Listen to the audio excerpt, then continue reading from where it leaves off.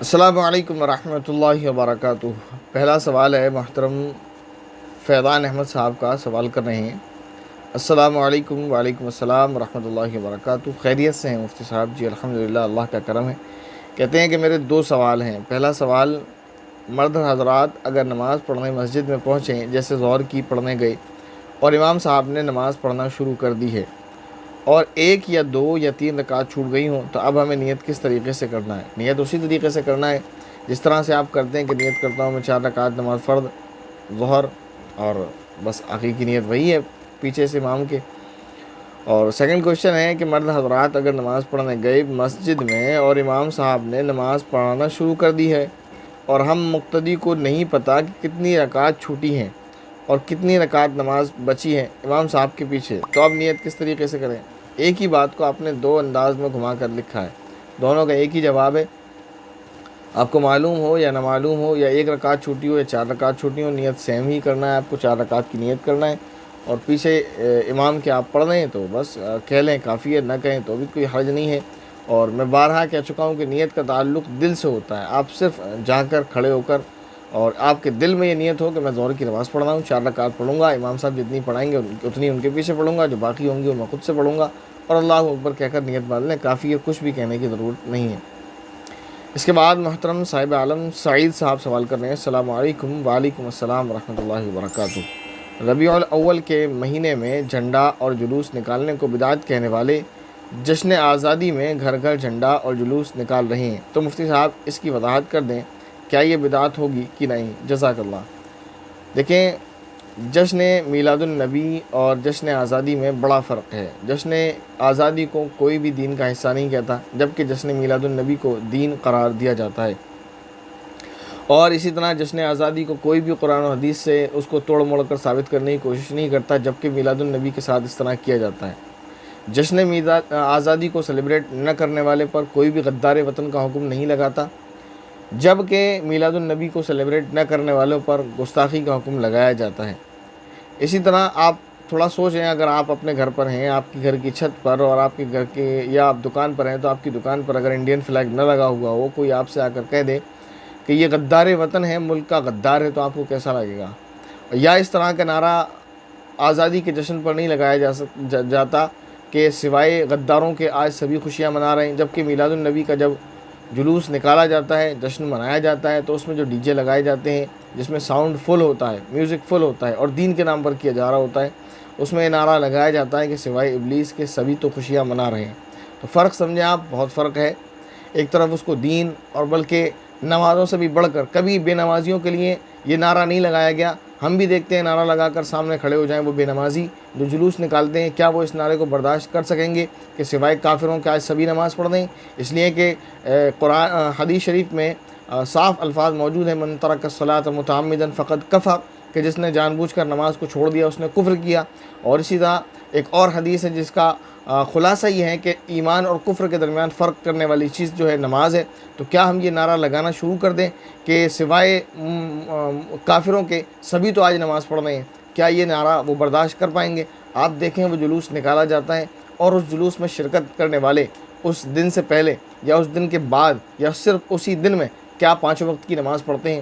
فجر کی نماز میں سوتے رہتے ہیں پڑے پڑے، 8 بجے اٹھ کر آتے ہیں، ڈی جے کی گاڑی پر لگ جاتے ہیں، زور زور سے نعرے لگانا شروع کر دیتے ہیں، ڈی جے بجانے لگتے ہیں، نعتیں بجائی جاتی ہیں جس میں خوب ڈی جے ہوتا ہے، اور اس کے بعد کیا ہوتا ہے، ایک ریلی نکالی جاتی ہے، نمازیں گول ہو رہی ہوتی ہیں، کوئی پرواہ نہیں ہوتی ہے، اور اس کے بعد گھوم پھر کر ناچ گا کر آ کر بیٹھ جاتے ہیں، نہ اس سے پہلے کبھی نماز پڑھی ہوتی ہے نہ اس کے بعد کبھی نماز پڑھی ہوتی ہے۔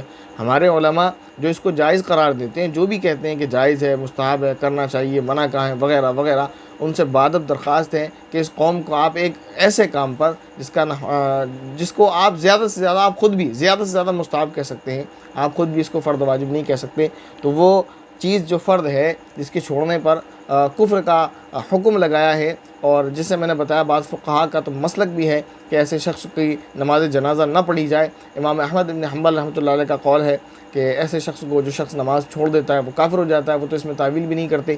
تو ایسا شخص، ایسا عمل کرنے والا اس پر کبھی آپ نے اس طرح توجہ کیوں نہیں دی؟ کیوں آپ نے لوگوں کو نماز پر اس طرح نہیں ابھارا کہ بس مائک پر آپ نے کہہ دیا اور کام چلا دیا، اور یہاں آپ ڈی جے لے کر جا رہے ہیں، جھنڈیاں لے کر جا رہے ہیں؟ اچھا عجیب عشق رسول ہے، چائنا کی لائٹ سے ہوتا ہے۔ جو بیچارہ غریب آدمی ہے تو وہ محبت نہیں کرتا نبی کریم صلی اللہ علیہ وسلم سے۔ ایک آدمی ہے جو 5 وقت کی نماز پڑھتا ہے، چہرے پر اس کی داڑھی ہے، گناہوں سے بچنے کی کوشش کرتا ہے، اگر وہ اس نے اپنے گھر پہ 20 روپے کا، 25 روپے کا، 50 روپے کا میلاد النبی کا جو جھنڈا خرید کر نہیں لگایا، اور اگر چائنا کی لائٹیں نہیں لگائی تو وہ عاشق رسول نہیں۔ اور ایک وہ آدمی جو جواری ہے، سٹوریا ہے، جوا کھیلتا ہے، شراب پیتا ہے، سارے برے کام اس کے اندر ہیں، لیکن وہ جھنڈا لگا لے تو اس سے بڑا عاشق رسول کوئی نہیں۔ جیسے ابھی آزادی کے موقع پر جب جھنڈا مہم چلی تھی تو ایک کٹس پڑھنے کو ملا تھا، اور اس پر لکھا ہوا تھا کہ ایک کارٹون کسی نے بنایا تھا، اور وہاں لکھا ہوا تھا، اور اس میں ایک غریب آدمی تھا اور ایک مالدار گھر تھا اچھا خاصا، تو اس کے گھر پر خوب بڑا جھنڈا لگا ہوا تھا، اور ایک آدمی تھا بیچارہ غریب آدمی، اس کے ہاتھ میں چھوٹا والا جھنڈا تھا۔ تو وہاں لکھا ہوا تھا کہ یہ بھلے ہی بھرشٹا چاری اور ملک کو برباد کرنے والا صحیح، لیکن ہم سے بڑا محب وطن ہے، اور ہم سے زیادہ ملک سے محبت کرنے والا ہے، کیونکہ دیکھو اس کا جھنڈا کتنا بڑا ہے۔ تو وہی حال ہے۔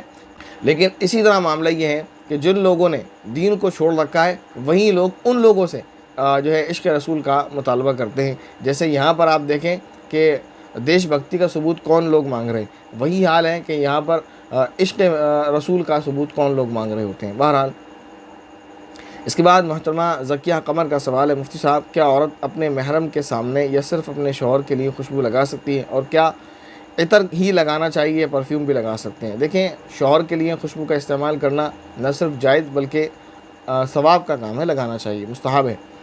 اور اپنے گھر میں جہاں سب محرم ہے تو وہاں خوشبو لگائی جا سکتی ہے، کوئی حرج نہیں ہے۔ اور اس کے بعد یہ کہا کہ صرف عطر ہی لگانا چاہیے، پرفیوم بھی لگا سکتے ہیں، کچھ بھی لگا سکتے ہیں، کوئی حرج نہیں ہے۔ بس اس بات کا خیال رکھیں وہ الکحل والا نہ ہو، وہ الکحل جس میں جو کھجور سے یا انگور سے تیار کی جاتی ہے۔ اس کے بعد ان کا سوال ہے، مفتی صاحب غیر مسلم سے چیز خرید کر کھا سکتے ہیں جو انہوں نے خود سے بنائی ہو؟ جی کھا سکتے ہیں، اور اس پر ایک مستقل کلپ ہے، اس کا انشاءاللہ لنک آپ کو ڈسکرپشن میں دے دیا جائے گا کہ غیر مسلم کی بنائی ہوئی چیزوں کو کھا سکتے ہیں یا نہیں کھا سکتے ہیں، اور کیا شبہ ہے مسلمانوں کے ذہن میں، تو وہ ساری چیز اس میں کلیئر کی گئی ہے۔ اس کے بعد ان کا سوال یہ ہے کہ مفتی صاحب سفر میں قرآن سوئٹ کیس میں رکھا ہو اور وہ زمین پر ہوتا ہے تو کوئی بے ادبی تو نہیں ہوگی، گناہ تو نہیں ہوگا؟ سفر میں قرآن کو کیسے لے جائیں، برائے مہربانی بتائیں۔ اس کا ایک طریقہ تو یہ ہے کہ دیکھا ہے کچھ لوگوں کو قرآن کریم خود ہاتھ میں رکھ کر سینے سے لگا کر بیٹھے رہتے ہیں، ایک سفر میں کیا ہے 4-5 گھنٹے کا اگر سفر ہے تو یہ اس طرح کر لیں۔ دوسرا طریقہ یہ ہے کہ اس کو کسی بیگ میں رکھ کر یا اس کو الگ سے کسی چیز میں رکھ کر، سب سے اوپر جو جگہ ہوتی ہے بیگ رکھنے کی، سامان رکھنے کی، اس کو الگ سے رکھ لیں، باقی سامان چاہے آپ نے نیچے رکھ لیں، اس کو اوپر رکھ لیں، یہ ایک طریقہ ہے۔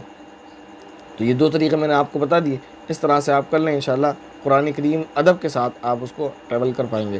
اور اس کے علاوہ اگر سوٹ کیس میں رکھا ہوا ہے پہلے سے قرآن کریم اور اس کو سیٹ کے نیچے رکھ دیا گیا جہاں سامان رکھا جاتا ہے، تو جیسے میں نے پہلے بھی بتایا تھا اس سے پہلے کہ عرف ادب کا مدار جو ہے وہ عرف پر ہے۔